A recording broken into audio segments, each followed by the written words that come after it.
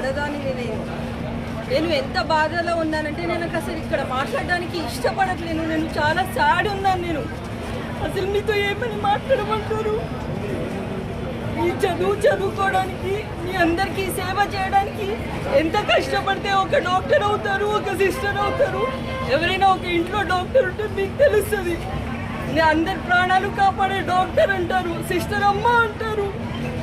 అసలు జనాలు క్రూర ముఖం కన్నా ఇట్లా బిహేవ్ చేస్తున్నారంటే డాక్టర్లని, సిస్టర్లని, ఏ ప్రొఫెషన్లో అయినా డ్యూటీలో ఉన్న ఆడవాళ్ళకి ఎన్నో రూల్స్ ఉన్నాయి. ఆఫీస్లో అబ్యూస్ అయినా ఏమైనా చెప్పుకోవడానికి 10 రూల్స్ ఉన్నాయి. ఆన్ డ్యూటీ డాక్టర్లని, నర్సులని కాపాడడానికి రూల్స్ లేవా మీ దగ్గర? మీ దగ్గర కాన్స్టిట్యూషన్ లేదా? అసలు ఏంటి? క్రూర మృగాల కన్నా హీనంగా తయారవుతుంది ఈ సిస్టమ్. కాపాడే డాక్టర్లే సేఫ్టీ లేనప్పుడు ఎట్లా పని చేయమంటారు? మీ భార్యల్ని డెలివరీ చేసేది ఉంటుంది, మీ అక్కను, అమ్మను, చెల్లినో ఉంటే మేము వెళ్ళి అర్ధరాత్రి చూస్తాము. అసలు నాకు మాట్లాడడానికి మాటలు రావట్లేదు.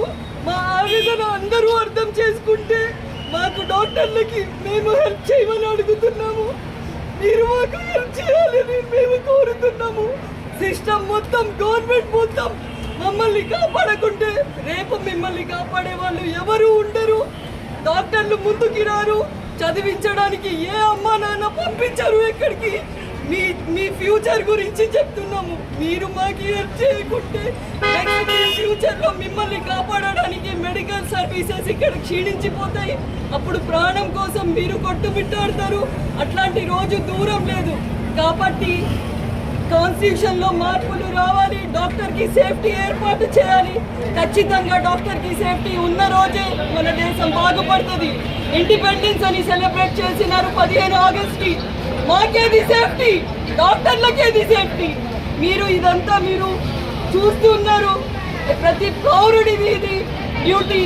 మిమ్మల్ని కాపాడే వాళ్ళని మీరు కాపాడుకోండి. ఇది నా వినయం. ఇంకా ఇంతకంటే నేను మాట్లాడలేను.